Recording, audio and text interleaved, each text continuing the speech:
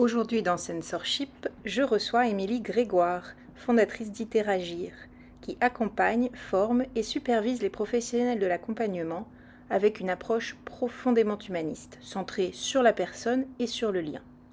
Facilitatrice d'espaces de pratique, de relations authentiques et autrice, elle vient nous parler de la valeur du lien, de sa vision de l'entrepreneuriat, de son expérience de parent aidant et de ce que ça veut dire d'agir avec justesse. Bonjour Émilie, bienvenue. Bonjour Stéphanie.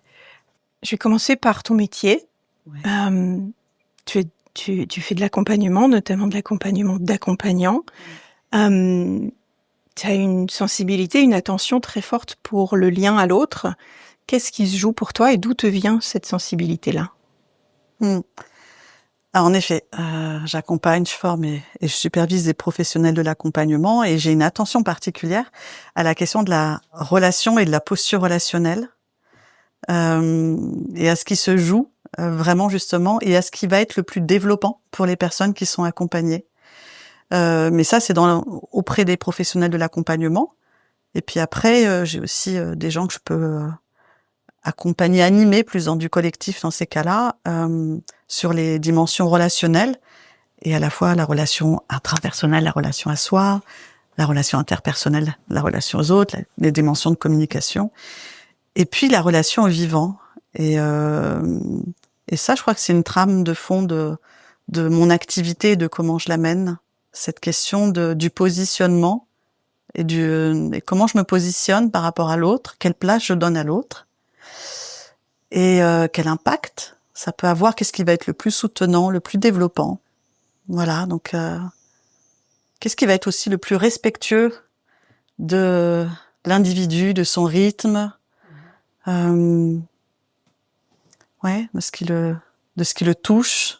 Qu'est-ce qui va être le plus transformant en fait. Et cette dimension de relation, elle est essentielle. Voilà. Et pour autant, je crée, je mobilise des outils d'accompagnement aussi, mais j'ai une attention très spécifique à la question de la posture relationnelle. C'est une importance. Et justement, tu as créé Iteragir. Est-ce que ça s'est fait de manière très organique ou est-ce qu'il y a un déclic, quelque chose, un moment de bascule qui t'a donné cet élan-là de créer cette entreprise? Je vais peut-être un peu te décevoir si je te dis qu'en fait, l'entrepreneuriat à ce moment-là, ça ne veut pas dire qu'il n'était pas en moi, mais l'entrepreneuriat et donc la création d'Iteragir, il est venu à un moment donné où les dispositifs sur lesquels j'interviens plus aujourd'hui, mais j'intervenais sur les questions de transition professionnelle, bilan de compétences, accompagnement VAE. Et à l'époque, il y avait beaucoup de sous-traitance et pas tellement de salariat. Donc, ça s'est amené un peu comme ça, comme une opportunité et pas tant une réflexion. Je passais du salariat à l'entrepreneuriat. Et puis, je me suis vraiment prêtée au jeu et j'ai eu un plaisir et j'ai mis de la conscience et de plus en plus progressive après sur comment je développais l'entrepreneuriat et quelle était ma vision de l'entrepreneuriat. Mais voilà, en tout cas, et ce nom aussi que j'ai choisi, d'Iteragir, voilà, je sais pas si je t'en dis un peu plus sur... Alors, iter, en fait, en latin, ça veut dire chemin, voyage, et j'avais vraiment cette vision de l'accompagnement, du cheminement, d'accompagner l'autre là où il en est, à son rythme et vers où il veut aller. Donc, j'aimais beaucoup cette dimension, plus la dimension iter-agir. À l'époque, je ne savais pas que j'allais travailler autant sur le concept de développement de pouvoir d'agir, donc c'est très intuitif, et j'aime assez ça aussi. C'est-à-dire que je me suis pas dit, non, ça c'est venu après, ces concepts sur lesquels j'ai travaillé, et je travaille. Et la notion d'iter-agir où on entend justement le lien et la relation. Bon, il y avait un jeu de mots, mais c'est comme si ça avait planté des choses avant qu'elles émergent réellement d'un point de vue conceptuel, animation forte en moi, etc. Voilà. Donc parfois, il peut y avoir des intuitions qui font émerger des choses intéressantes et qui ont du sens même des années plus tard, parce que Iteragir existe depuis 2012. Donc, D'accord. Et donc c'est né au départ un peu d'une nécessité par le contexte dans lequel tu étais. Pour pouvoir faire ce que je voulais faire à ce moment-là. Ok. Après, l'activité d'Iteragir a changé, s'est transformée. Mais au départ, c'est ça, ouais. Donc justement, elle a changé. C'en est où aujourd'hui ? quoi ça ressemble Euh, aujourd'hui? Aujourd'hui, j'ai un peu 2 volets dans mon activité. J'ai un premier volet d'Iteragir où je me consacre uniquement aux professionnels de l'accompagnement et donc à bien des niveaux, c'est-à-dire que je les accompagne. J'accompagne des individus avant toute chose, avant d'être des professionnels de l'accompagnement. Je les accompagne sur leur posture relationnelle dans l'accompagnement, mais je les accompagne sur des problématiques qui leur sont propres aussi, de vie ou professionnelles, sur leur développement d'activité, sur leur communication, sur leur réflexivité, hein, sur leur pratique, et puis à s'émanciper dans l'existence, quoi. Aussi, parce que ça, c'est quelque chose de fondamental. Donc ça, c'est un volet. Puis j'ai un autre volet où je travaille effectivement sur la relation, la notion de relation. Et là, c'est un public beaucoup plus large. Euh, mais avec cette idée qu'au fond, dans la relation à l'autre, on peut être aussi accompagnant, même si on n'a pas cette fonction et ce métier d'être accompagnant. Euh, et c'est vraiment de développer une intelligence émotionnelle, une maturité émotionnelle. Donc ça, voilà, à travers de stages, d'accompagnement, d'ateliers divers. Alors ça, on va y revenir si tu veux bien, mais j'avais envie juste de reprendre un petit peu donc, sur l'entrepreneuriat. Tu m'as dit, je me suis prise au jeu. Qu'est-ce qui est en jeu, justement? Qu'est-ce qui se joue pour toi aujourd'hui sur le fait de dire, je suis entrepreneur? Alors déjà, l'entrepreneuriat au début m'a rendu malade. Donc, non, il faut le dire, je pense que c'est important de le dire. D'anxiété, moi, j'ai fait un ulcère, la première année d'entrepreneuriat. Un bon, pas un petit truc, un bon ulcère. Donc, c'est important de le dire parce qu'en fait, on peut se lancer dans l'entrepreneuriat avec beaucoup de volonté, de joie, d'enthousiasme. Mais en fait, j'ai appris à prendre soin de mon écologie personnelle. Cette expérience m'a vraiment appris ça. Et puis surtout, je suis tombée dans tous les écueils du démarrage de l'entrepreneuriat. Et il y a vraiment eu un point de bascule après dans ma vie et quelque chose qui s'est complètement transformé. Mais au début, je disais oui à tout. J'avais une démarche assez opportuniste des choses. Mon site, d'ailleurs, avait une vision un peu comme ça, tout ce que j'étais capable de faire et pas ce qui faisait sens, en fait. Et donc, Interagir, c'est beaucoup... Moi, je me suis développée, donc ma structure s'est développée. Elle est à mon image. Elle colle à ça. Donc... tu peux me redire ta question pour que je revienne sur qu'est-ce qui se joue, c'était quoi, quel était l'enjeu quand tu dis je suis entrepreneur, qu'est-ce qui se joue pour toi, ouais? Qu'est-ce que ça veut dire? J'ai fait un choix très fort dans l'entrepreneuriat depuis 8 ans, en tout cas, de justement rompre complètement avec cette démarche opportuniste qui déjà avait commencé à diminuer et à ne plus faire de compromis du tout. et à développer une très forte écoute de moi-même pour faire mes choix, prendre mes orientations. J'ai envie de dire que c'est presque un luxe, mais c'est un luxe que je me suis donné et octroyé, que de ne faire que ce qui est profondément juste en moi et de chercher un alignement. C'est-à-dire que là, tout d'un coup, l'entrepreneuriat, ça devient un développement existentiel aussi, et pas seulement le développement d'une activité. Et j'adore accompagner des fois aussi des personnes à ça. C'est-à-dire que les accompagner à leur développement d'activité, mais c'est presque un alibi en fait, pour s'émanciper dans l'existence, pour prendre sa place, pour exister tel que l'on est. C'est hyper confrontant. C'est sensible. Moi, je suis passée par plein de choses.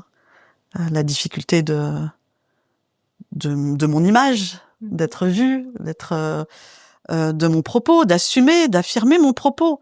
Et en fait, je trouve ça passionnant. Je trouve que de sortir d'un certain conformisme aussi. Voilà, je trouve que c'est un magnifique chemin que l'entrepreneuriat. Et l'entrepreneuriat, pour moi, il a à voir avec une quête existentielle. Et il offre du coup quelque chose qui nécessite d'être toujours ajusté, qui est pas figé, mais qui est vivant dans le temps. C'est-à-dire que régulièrement, ça bouge, comme moi, je bouge dans l'existence. Tu parles d'émancipation et tu as mentionné des compromis que tu ne fais plus. Est-ce que tu peux illustrer un peu ou en dire un peu plus sur le type de compromis que peut-être tu faisais avant et que tu ne fais plus? Alors, ça m'amène sur une sphère plus privée de ma vie, du coup. C'est-à-dire que ça s'est vraiment encore plus joué, je te dis, il y a 8 ans, et moi, j'ai un petit garçon de 8 ans.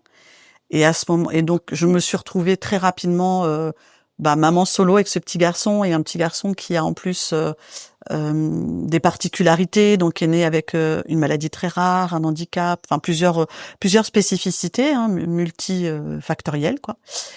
Et face à ça, j'aurais pu faire le choix de me dire d'être écrasée en fait par la situation et d'aller choisir quelque chose qui me permette de survivre dans ma situation.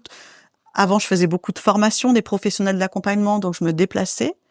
Et à ce moment-là, je revois tout mon modèle économique. Et en fait, je sens que c'est tellement fort et éprouvant en même temps ce que je suis en train de vivre, c'est tellement un tsunami, qu'il n'est plus question pour moi de faire des compromis. Alors bien sûr, je mets en place des choses dans ma manière de travailler. Je fais beaucoup de télétravail, et j'en faisais avant le Covid, etc. Ça s'est mis en place parce que je devais trouver des solutions, rester chez moi. Et puis j'y trouve une opportunité en fait, parce que du coup, tout d'un coup, les personnes qui me choisissent ne me choisissent pas parce que c'est pratique géographiquement, mais parce qu'elles ont vraiment envie de travailler avec moi. Et puis ça me pousse à me montrer davantage là où j'étais plutôt planquée et j'avais du mal à mettre ma photo sur LinkedIn. Enfin bon, c'était vraiment très très très compliqué cette histoire d'image. Et ça m'oblige du coup à être plus visible, et ça m'oblige à aller parler de ce qui fait vraiment sens pour moi, de ce qui m'anime, parce que sinon on pourrait parler de tellement de choses. Donc je fais plus de compromis dans les choix. Si je sens pas, j'y vais pas en fait. Je m'assure vraiment, même si je sais que ça peut être de l'extérieur une belle opportunité. S'il y a quelque chose qui me met dans un trop grand inconfort ou qui est dissonant avec mes valeurs, je n'y vais pas. Et je le dois, je pense, à cette situation personnelle qui me met face à quelque chose de tellement puissant et de tellement fort que du coup, je choisis, je décide. Alors, j'impulse beaucoup, en fait. En fait, je suis choisie par d'autres, mais j'impulse énormément. Je comprends que la vie a fait que tu as eu des contraintes qui t'ont obligé à faire des choix. Dis-moi si je me trompe. Que de cette situation-là, sont nées plein d'opportunités. Tu étais obligé de faire des choix et ça t'a permis de faire des choix qui étaient profondément alignés et de vraiment donner la priorité à ce qui est aligné avec tes valeurs. Tu as mentionné très rapidement la question économique. Oui. Comment est-ce qu'on fait pour... et est-ce que tu as dû faire des choix stratégiques notamment pour maintenir la viabilité de ton entreprise, tout en restant vraiment aligné avec tes valeurs et tes priorités? J'ai changé de modèle économique. Avant, j'étais beaucoup plus sous-traitante, donc en sous-traitance avec d'autres structures. Et puis, j'ai pris mon indépendance en fait. Et ça a été nécessaire pour que je puisse être disponible aussi à mon petit garçon, à être. Ça m'a amené là où je suis et où j'ai la chance du coup de moins composer. Même si parfois j'ai des partenariats et tout, et j'en suis ravie, mais ma survie ne dépend plus de ça, mais plutôt de comment moi je développe directement mon activité aussi, comment je fais connaître ma conception de l'accompagnement, et voilà, et ça dépend même plus de dispositifs. Je suis pas sûre de répondre à ta question là, mais en tout cas... Ouais. Je pense que oui, le choix de l'indépendance plutôt que de la sous-traitance qui te rend... Oui, mais ça a été aussi... c'est un chemin, quoi. Ça veut pas dire qu'en une fraction de seconde, ça y est, il y a eu des clients, ça a été un chemin. Je crois aussi que ça m'a amené à développer de la confiance en l'avenir. Et c'est quelque chose que je continue de cultiver parce que, l'entrepreneuriat, il y a des mouvements, c'est pas régulier, et je suis en train de me poser la question à l'intérieur de moi-même, de savoir si la situation de mon garçon m'a fait relativiser et du coup avoir plus de courage aussi, à prendre des risques. En tout cas, ouais, je pense que ça m'a donné plus de courage à entreprendre. Je sortais de quelque chose. Et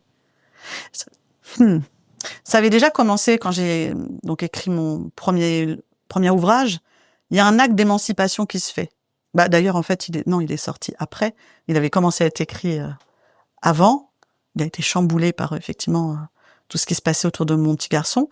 Et je l'ai comme réécrit à la fin avec, tu vois, je pensais vraiment pas parler de ça, mais avec, en remettant toute la narration pour un ouvrage méthodologique et théorique avec le jeu, JE.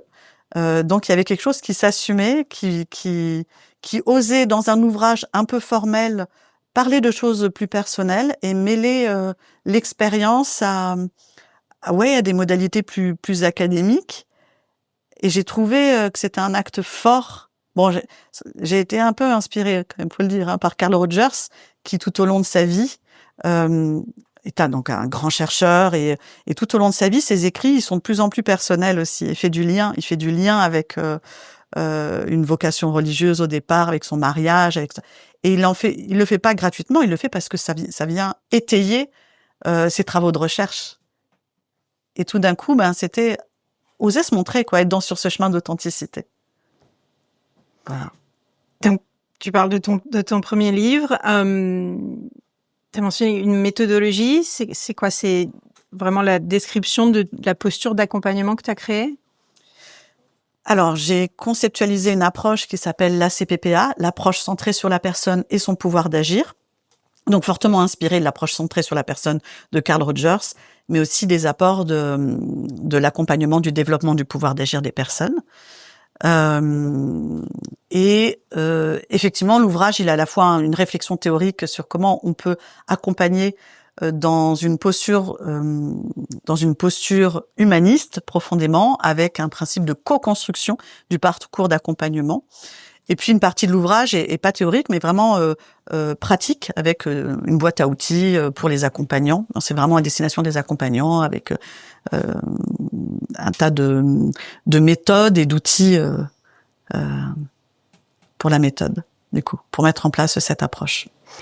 Et comment est-ce que tu dirais, ou comment est-ce que tu décrirais cette méthode? Notamment, ce qui m'intéresse, c'est de la différencier d'autres méthodes qu'on peut croiser dans l'accompagnement, qui soient thérapeutiques, des coachs. C'est la posture, mais la posture, c'est aussi les outils.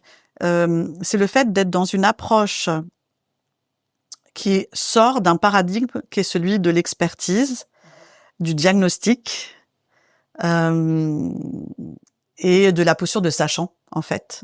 Pour vraiment soutenir, ça part vraiment du principe de cette conception, de ce postulat que tout individu est le mieux placé pour se comprendre et s'autodéterminer. Donc c'est un postulat fort de l'approche. Et du coup, c'est vraiment d'accompagner les individus et les soutenir dans leur savoir expérientiel. Et à ce moment-là, l'accompagnant n'a plus une expertise sur la direction donnée aux personnes, mais son expertise, il la concentre sur deux choses.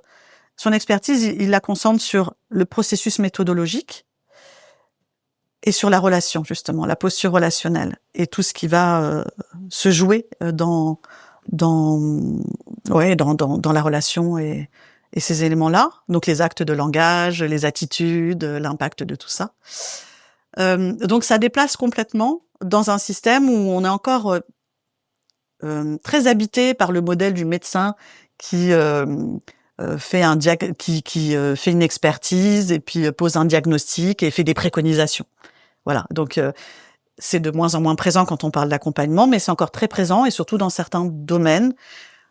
Beaucoup quand on est dans des accompagnements aussi publics, semi-publics, parce qu'il y a cet héritage très très fort. Et mon parti pris, c'est de dire que il y a un double mal en fait qui se fait à ce moment-là. Et c'est vraiment l'enjeu, il est de soutenir le pouvoir personnel, cette croyance en l'individu, en son pouvoir personnel, voire de le restaurer si besoin, s'il n'est pas là. Et donc il y a des méthodes, des approches.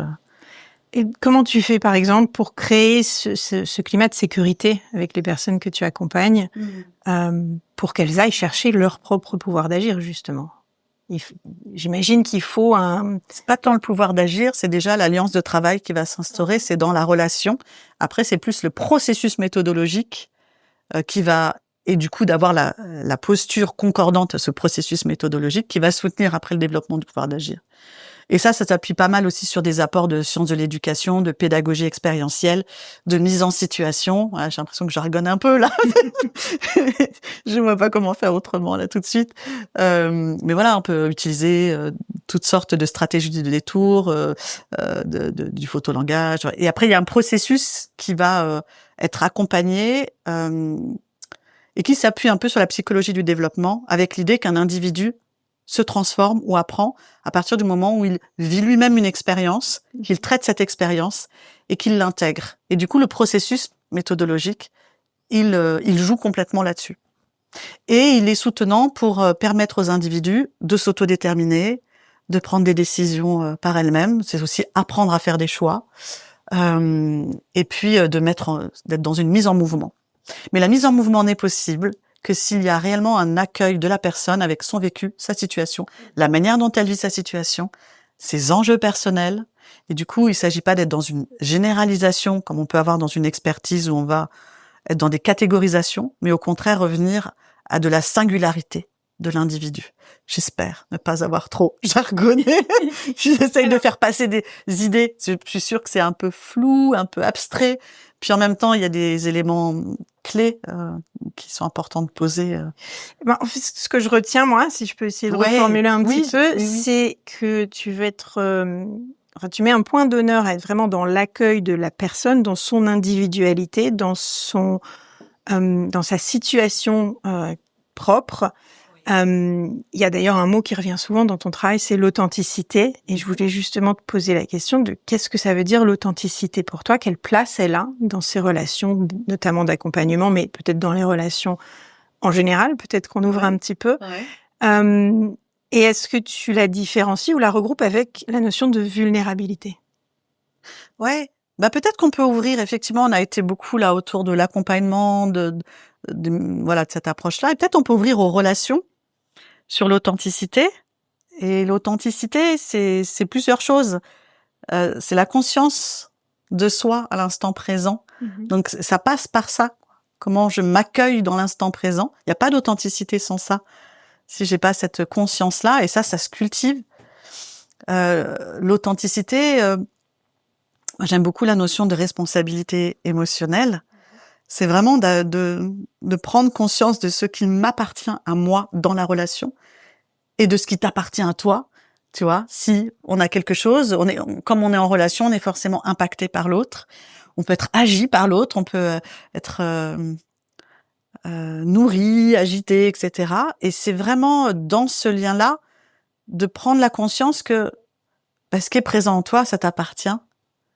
Et cette notion de responsabilité émotionnelle, c'est ce qui me permet de rester en lien avec toi. Je peux être en empathie avec toi, et puis pas ressentir la même chose que toi, et puis pas te porter non plus dans ce que tu vis.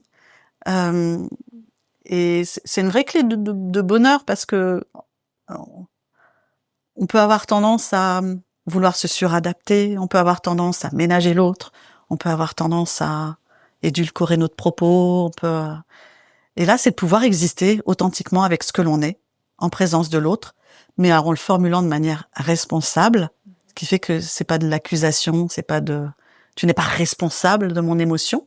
Alors bien sûr, il y a une situation entre nous qui a activé quelque chose, mais c'est mon vécu. Donc c'est aussi restaurer son pouvoir personnel par rapport à ça, et puis c'est sortir d'une dimension de victimisation aussi. Et c'est pas facile, ça, franchement. Donc c'est aussi une façon Oui, en fait, quand tu parles de gérer des relations, tu parles de gérer du conflit aussi, ou de gérer des tensions, Je prends cet exemple, mais ça peut être aussi qu'est-ce que ça me fait d'être là, quelle joie j'ai d'être là avec toi, etc. C'est aussi ça, c'est pas que du conflit, c'est de pouvoir partager ce qui est vraiment vivant en moi, c'est mettre à la lumière ce qui m'habite, là où au fond on partage pas toujours. Et puis tu as parlé de vulnérabilité. Faire ça, c'est montrer sa vulnérabilité. Et c'est apprendre parce que je dis apprendre, parce que je pense que tout ça, ça s'acquiert, en fait. Alors comment, justement, tu parles tu as mentionné, ça se cultive, ça s'acquiert. Oui. Comment est-ce qu'on amène plus d'authenticité, finalement, dans sa vie? Est-ce que tu as dans sa vie et dans ses relations, notamment? Moi, en tout cas, dans ma vie, je pratique. J'ai des espaces de pratique. Et c'est vrai que il peut être bon d'aller voir des approches, des méthodes, de créer des contextes euh, exprès pour aller vivre l'authenticité, pour pouvoir après le diffuser dans le reste de sa vie, que ça devienne une habitude. On a été éduqués, conditionnés à, à cacher pas mal ses émotions, à pas déranger avec ses émotions, euh, à être dans le mental beaucoup et tout. Donc c'est pas inné. On n'a pas appris aux enfants à s'écouter, à regarder ce qui se passait en eux, quelle émotion j'éprouve, quel impact ce que tu dis a sur moi. Donc c'est tout un réapprentissage en fait. Mais c'est enthousiasmant quand je le dis. Enfin, à l'intérieur de moi, c'est enthousiasmant en tout cas. Je sais pas pour les autres parce que déjà ça me passionne. Mais c'est hyper enthousiasmant parce que c'est pas figé. C'est pas parce que on a un conditionnement. C'est pas ma vision des choses en fait. Je crois profondément dans le potentiel humain et ni même qu'on a atteint le sommet, que c'est bon, on ne risque plus rien. C'est un travail perpétuel. Moi, c'est un travail qui me passionne dans toutes les sphères de ma vie, professionnelle, personnelle, et où j'échoue bien des fois. Et voilà. Alors, un petit oiseau me dit justement que tu travailles sur un livre qui est très en rapport avec le lien, avec la relation à l'autre, à soi-même aussi. Est-ce que tu peux nous en dire un petit peu plus? Il est bien informé, tant. Oui, effectivement.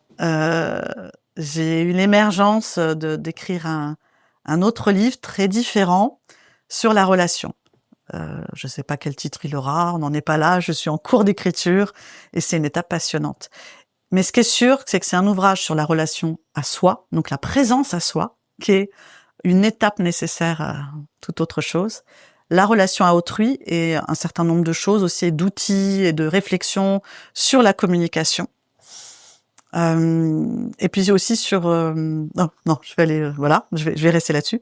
Et puis, une porte d'ouverture aussi sur la question de la relation au vivant. C'est aussi assez philosophique et c'est une manière d'appréhender la vie au travers de la relation et le mouvement de la vie au travers de la relation. Donc cet ouvrage, il va être à destination de toutes les personnes qui sont sur un chemin aussi de conscience, de rencontre avec elles-mêmes et de volonté de mieux connecter avec les autres, mieux communiquer avec les autres. Et aussi, et c'est là la particularité, et aussi pour les professionnels de l'accompagnement, parce que je crois que c'est un réel engagement que d'aller cultiver ces compétences affectives et vraiment la relation à soi-même. Et un diplôme, ça suffit pas, et quelque part, pour exercer, et je crois que c'est de notre responsabilité dans l'accompagnement que de travailler et de s'investir sur nous-mêmes. Donc, voilà, il y a une double orientation, avec cette idée que toute personne peut être, non pas accompagnant de l'autre, mais une meilleure présence et un meilleur soutien, et que tout accompagnant peut aussi lui-même s'accompagner dans ce qu'il vit. Enfin voilà, tu vois, les choses s'entremêlent en fait. Et que pour devenir un accompagnant à mes yeux, ça nécessite d'aller se voir et se regarder et s'accueillir. Et pour pouvoir mieux accueillir autrui, en fait, pour être dans une acceptation inconditionnellement positive, qui est un de mes fondamentaux, hein, vraiment de postulat, ça nécessite un gros travail d'accueil de soi-même et d'acceptation de soi, voire d'amour de soi. Alors, en t'écoutant parler des deux livres et de l'évolution aussi de ton activité, je vois un parallèle, peut-être, je parle sous tout contrôle, mais où tu as commencé en étant vraiment très centré sur l'activité d'accompagnement. Et puis, plus tu avances, plus ça vient sur le domaine personnel, le domaine interpersonnel, la relation à soi, la relation à l'autre. Ce qui peut s'ouvrir, alors ça reste pertinent pour les accompagnants, les professionnels de l'accompagnement, mais ça devient beaucoup plus grand public. Est-ce que tu as l'impression que c'est une forme de réorientation, c'est plutôt une continuité naturelle? Est-ce qu'il y a quelque chose qui t'emmène vers ce chemin-là plutôt? Sans doute, puisque je suis mes passions et alors je pense pas avoir la volonté d'arrêter avec les professionnels de l'accompagnement. C'est vraiment quelque chose qui m'anime très fort. Mais moi, en faisant tout ça, je me disais, tout ce que j'acquiers et tout, c'est tellement utile dans la vie de tous les jours et dans toutes les... En fait, j'ai envie de casser les frontières J'ai cette ambition de vouloir casser les frontières et qu'on puisse œuvrer à une manière d'être en lien. Ça va faire très utopiste un peu, hein. Il y aurait tant même de conflits ou à traverser mieux ou à éviter si il y a du gâchis presque pour moi. Et c'est pas que entre les êtres, c'est aussi entre les systèmes, c'est entre les pays, c'est entre, tu vois. Il y a une réflexion sur la facilité dont on tombe en guerre les uns avec les autres, ou comment on peut activer aussi les autres activer des mécanismes de défense. Donc, comment être mieux en lien. Et c'est quelque chose que j'ai envie de propager dans toutes les sphères. Comment on peut être mieux en lien dans sa relation amoureuse, tout en étant très à l'écoute de soi et très respectueux de soi-même. Voilà. Mais ça peut être aussi avec ses amis, avec sa famille, etc. Et aussi dans le travail. Et c'est des compétences que j'ai envie, en fait, tu vois, de diffuser, comme je continue, moi, de les développer pour moi-même. Le monde irait mieux si on était plus authentique dans nos relations. Ah ouais, indéniablement. Oui. C'est un peu ça ta mission. Ça veut pas dire, c'est pas un rejet du conflit. On traverserait mieux les choses, en fait. En fait, on traverserait mieux nos émotions, on traverserait mieux les conflits, c'est vraiment cette idée de traverser comme on traverse la rivière, pour être de l'autre côté de la rive. Voilà, ouais, le mot le plus fort de mon ouvrage, je pense, c'est vraiment, qui est là partout, c'est la notion d'acceptation. Pas de renoncement, mais vraiment d'acceptation et d'accueil. Très zen, dans l'approche un peu philosophiquement. Très zen, mais avec humaniste. Ça me dérange pas, hein, le côté zen, mais je pense que c'est une vision. Le mot qui me viendrait, c'est vraiment une vision humaniste de la relation et de la vie. C'est comment écrire pour toi? À quoi ça ressemble le processus d'écriture pour Émilie?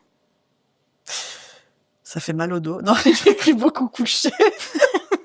Ouais, dans un état de détente. C'est pour ça, parce que l'écriture, pour moi, elle émerge dans un état de détente physique ou de mouvement, donc quand je suis en extérieur, mais ça, c'est normal, c'est des processus créatifs que je trouve passionnants. Écrire, c'est structurer ma vie aussi. C'est avoir un travail de recherche qui soutient mon existence et c'est juste fabuleux. Voilà, je manque de temps, donc j'y consacre certains moments et je peux décemment pas me consacrer que mon temps à ça parce que j'ai mon activité et que elle vient me nourrir aussi pour le livre. Mais c'est un bonheur d'avoir en toile de fond en fait cet ouvrage. Et en plus, c'est une source de créativité parce que en écrivant, je crée des ateliers, je crée des accompagnements, je crée des contenus aussi à partager. Et alors, il y a une pensée qui s'élabore de plus en plus et j'adore ça. Tu parles de nourrir justement cette réflexion, cette écriture. Est-ce que tu écris plutôt seul ou est-ce que ça prend la forme parfois de dialogue, même juste dans ta tête, mais d'imaginer des retours ou des... Alors je me sens, quand j'écris, même sur mon blog et tout, je suis en adresse. Je sais que j'ai des gens ou des clients qui m'habitent en moi. Donc j'ai une sorte d'adresse, même si je suis toute seule dans l'écriture, je suis dans une adresse au monde, une adresse aux autres. Après, je peux avoir des personnes avec qui je partage mon enthousiasme, ce qui me passionne, m'obsède. C'est pareil. Dans mes travaux de recherche. Ce qui te bloque peut-être? Est-ce que tu as parlé de la contrainte temps? Est-ce qu'il y a d'autres restreintes ou d'autres limitations? Il y a de la frustration parce que des fois je vis des choses et je me dis là j'ai de la matière pour écrire et puis ça part. Et au moment où je vais me mettre à écrire, c'est autre chose qui va émerger. Donc il y a beaucoup de frustration à ne pas pouvoir avoir plus de place pour l'écriture. Mais est-ce que du coup il n'y a pas un tri naturel qui se fait finalement? Ce qui reste. Pas sûr. Je pense qu'il y a des choses qui se perdent. Je pense qu'il y a des précieuses. Très précieuses. Qui j'espère reviendront, mais parfois pas. Je voudrais changer un peu de vitesse, revenir sur un élément de ta vie que tu as mentionné, oui. Qui est ton fils. C'est une partie, comme toutes les mamans, comme tous les parents, très importante de ta vie. Le fait est que dans ton cas particulier, tu es aussi un parent aidant. Ce n'est pas tout à fait la même chose que d'être juste un parent. Ouais. Est-ce que tu veux bien nous parler un petit peu de ce à quoi ça ressemble pour toi et de la façon dont c'est venu influencer aussi ton activité, ton écriture, ton rapport aux autres et à toi-même? Qu'est-ce que ça t'a appris tout ça? Mmh. Alors, effectivement, quand tu deviens parent, quand tu rentres dans la parentalité, tu t'imagines pas que tu vas être dans un contexte hyper médicalisé, avec des prises en charge à tout va, avec beaucoup de choses inconnues, qui ne me le sont plus, hein, sur certaines choses. Après, je découvre encore d'autres choses. Et ça, c'est pas ce que tu t'imagines. Donc, l'annonce d'un diagnostic il y en a eu un, il y en a eu un autre, etc. Donc, voilà, mon fils a effectivement une maladie endocrinienne et il a aussi un handicap de surdité et d'autres petites choses. Mais enfin, il y a en tout cas ces deux blocs-là. Je ne connaissais rien à la surdité. Je m'en suis fait une représentation qui n'était pas celle de ce que je vis du tout aujourd'hui, de ce que lui, il vit. Et ça, oui, ça a fortement impacté ma vie, ma manière de l'appréhender. Je crois qu'avec avec Solal, j'ai envie de citer son prénom, parce qu'il a une importance pour moi, avec Solal, j'ai appris l'acceptation. Et c'est un des plus beaux apprentissages de ma vie. J'ai une émotion, tu vois, quand je le dis. C'est vraiment, ouais, dans la vie, j'avais accompli beaucoup de choses et j'avais de la détermination, mais justement, cette détermination, je m'accrochais aux choses énormément. Et avec lui, j'ai appris à accueillir, à accepter tellement mieux. Donc, c'est ce dont je parle dans mon ouvrage, c'est ce que je valorise en termes de posture relationnelle.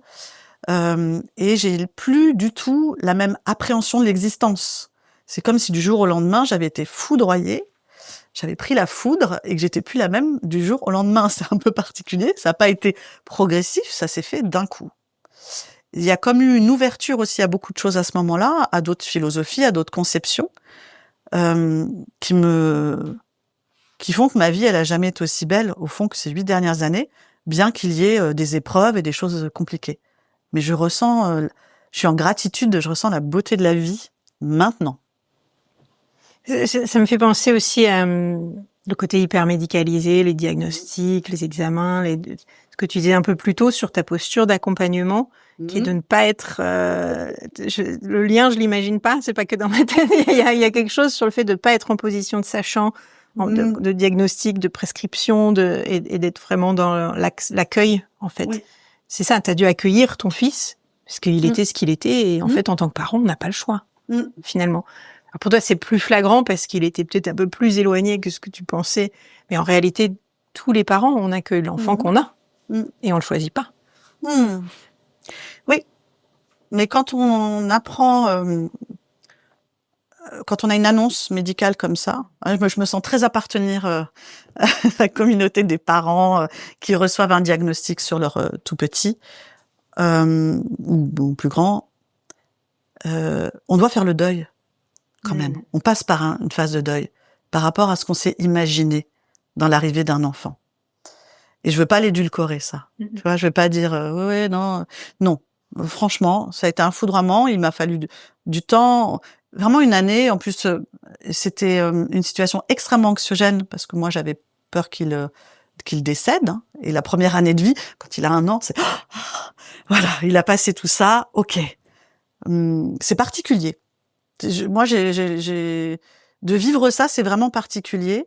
Et puis ensuite, tu as parlé, oui, des liens qu'il y a à faire. Bah, c'est sûr que j'étais déjà pas dans une posture. Moi, j'étais déjà dans la promotion d'une autre approche d'accompagnement que celle qui serait d'être dans une posture d'expert prescripteur. Et bah là, le milieu médical, forcément, il y a pas trop le choix. Donc, je reçois ça et je reçois aussi.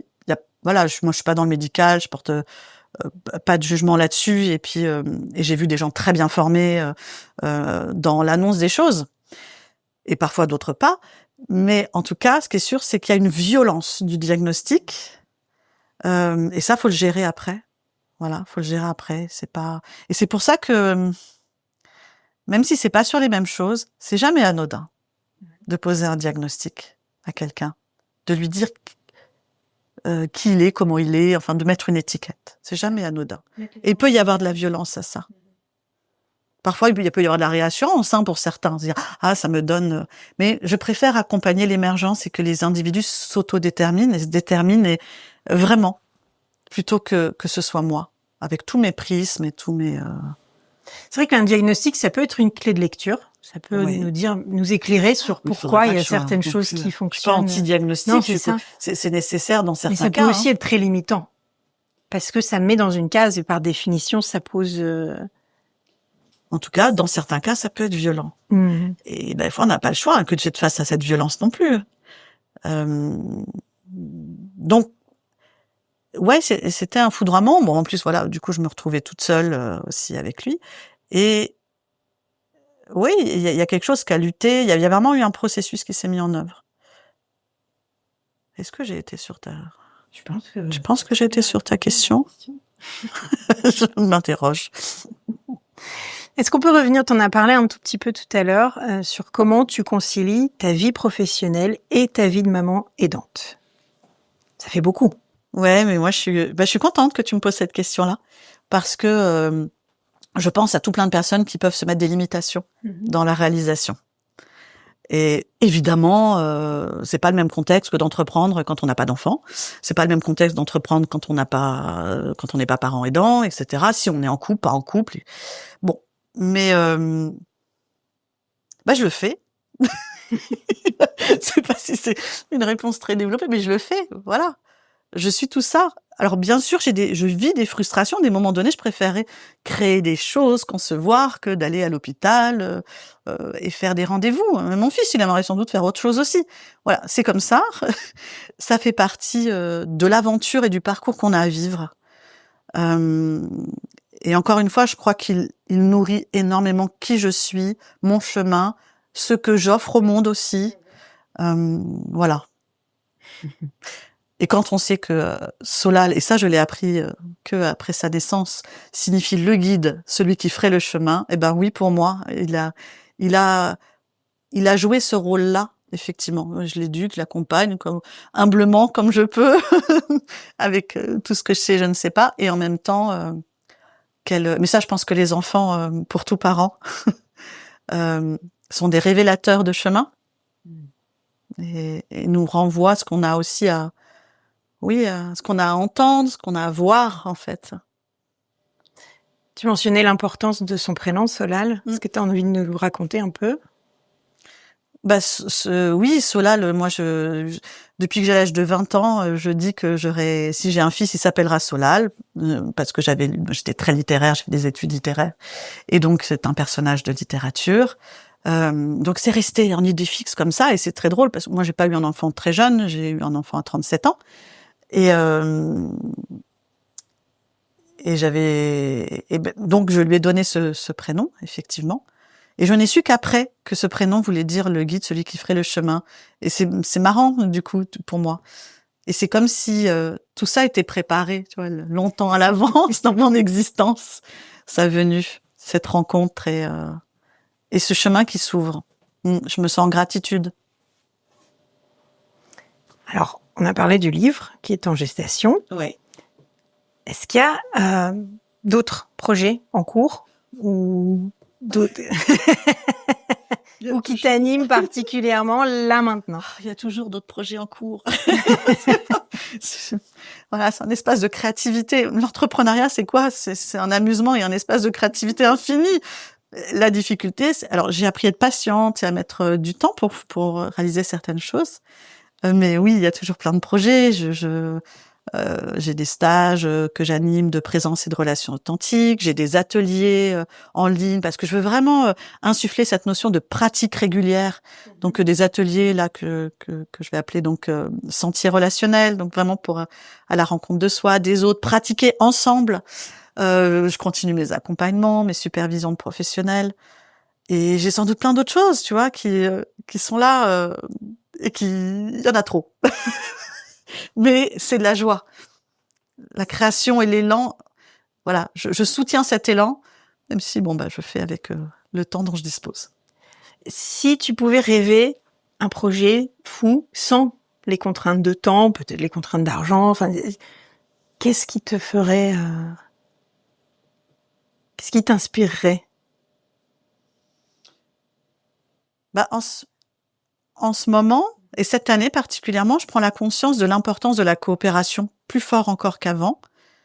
Et sans doute que aussi le fait d'être seule, apporter pas mal de choses sur le plan personnel, m'amène à réfléchir les choses. Je porte Interagir depuis des années toute seule. Voilà, j'ai des petites coopérations, mais je sens que je suis en train de nourrir énormément cet aspect de coopération et des coopérations avec le cœur. Hein, voilà.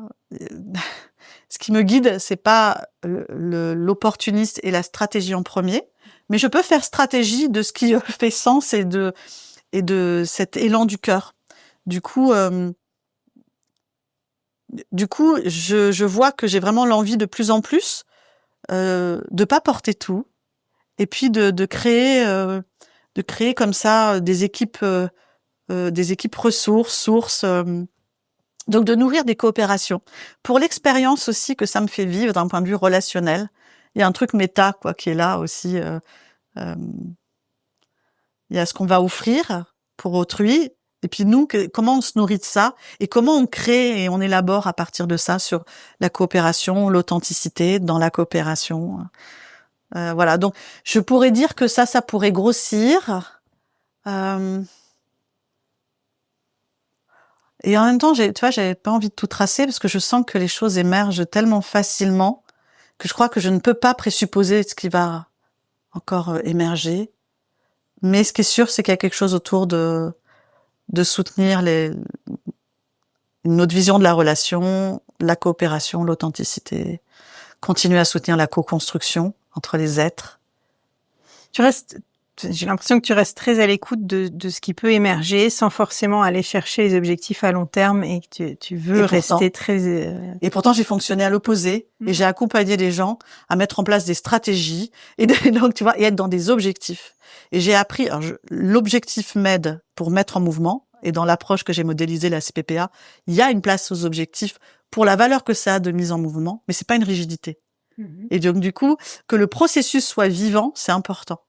D'honorer le vivant et de ne pas se dire c'était mon objectif, donc je dois m'y tenir coûte que coûte, alors que ça a perdu du sens en 3 ans. Non, peut-être qu'il m'a guidé vers un chemin. Et en fait, après, quelque chose s'ouvre encore sur mon chemin, il y a des petites choses qui s'éclairent, et ça m'amène encore ailleurs. Mais c'est lui qui m'a guidée aussi. Voilà, c'est comme ça que je vois les choses. Alors les objectifs, ça aide à mesurer aussi peut-être ce qu'on estimait être la réussite. Est-ce que toi, ça fait partie de tes critères de qu'est-ce que c'est réussir? C'est quoi, justement, réussir? Ah ouais, tu vois, là, je me demandais, est-ce que c'est quoi réussir? Est-ce que c'est l'accompagnement qui est réussi, ou est-ce que c'est l'entrepreneur, mon entreprise?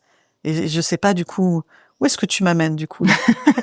Qu'est-ce que c'est pour toi de trouver le succès, de se sentir accompli?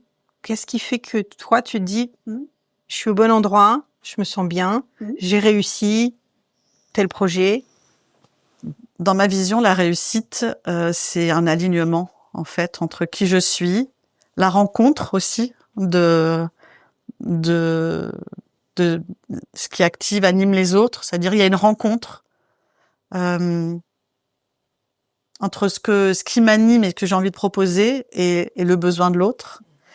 Et la réussite, c'est vraiment d'avoir réussi à tenir l'entrepreneuriat en étant au plus près de moi-même et en étant dans un grand alignement. Et en même temps, la vie, elle amène avec des petites dissonances, tu vois, on s'écarte du chemin, et puis c'est de mettre de la conscience, dire, ah, non, je suis un petit peu écartée du chemin, je reviens, je me réaligne. Ça fait partie de l'aventure. Pour moi, la réussite, c'est ce luxe de pouvoir se développer en même temps qu'on développe son activité. Et développer son activité en même temps qu'on se développe. C'est un chemin de sagesse avec l'entrepreneuriat. J'aime bien ça. S'il y a une chose que tu aimerais que nos auditorices retiennent de notre entretien aujourd'hui, ce serait quoi? C'est dur ce que tu me demandes. Prends du temps. Une chose. Un truc que tu as envie de transmettre.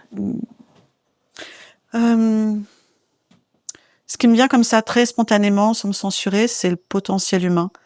Si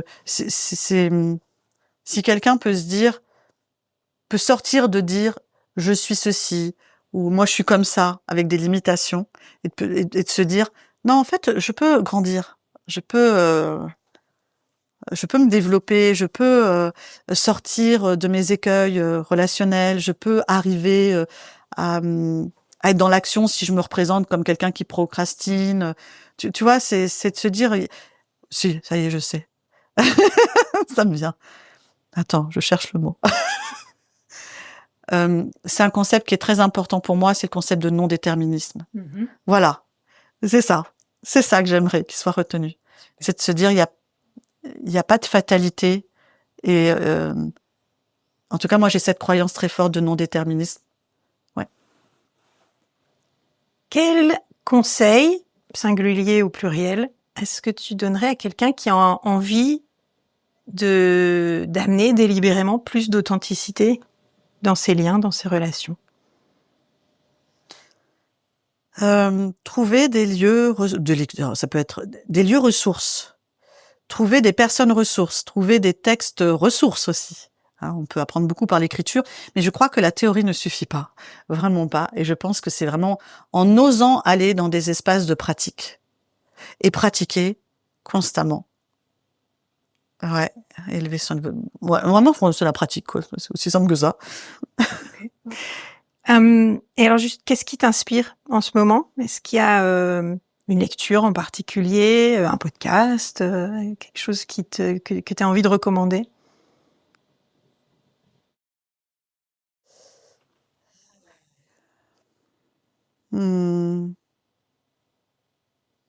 J'ai une chose qui me vient parce que c'est ce que je lis en ce moment. Donc, mais je sais pas si. Qu'est-ce que tu lis en ce moment? Mais ça résumerait pas. Voilà. Mais je lis un ouvrage. Faut bien que je dise son prénom. C'est quoi son prénom? Je crois que c'est Pierre Pélissier. J'espère que c'est ça. Pélissier, j'en suis sûre. Mais je vais même pas avoir le titre. C'est terrible. Je peux pas. De quoi nous parle Monsieur Pélissier? C'est un ouvrage sur le conflit. Et c'est un ouvrage qui est écrit sous la forme d'un conte. Et j'adore les recherches de forme. Donc j'adore les détours. Et là, c'est un conte qui permet vraiment de grandir en sagesse sur la question du conflit. Je lis ça en ce moment et j'adore cette trouvaille qu'a eu cet auteur. Peut-être qu'après l'épisode, tu peux m'envoyer le titre et je le mettrai en commentaire. Oui, si c'est vraiment, c'est un honneur à demi que je fais. Voilà, alors j'aurais pu prendre la sécurité et te parler de Carl Rogers, et j'aurais pu, mais ce qui m'est venu, c'est effectivement c'est bien ce que tu lis je en lis ce moment, c'est vivant, ouais. C'est chouette. Qu'est-ce qu'on peut te souhaiter?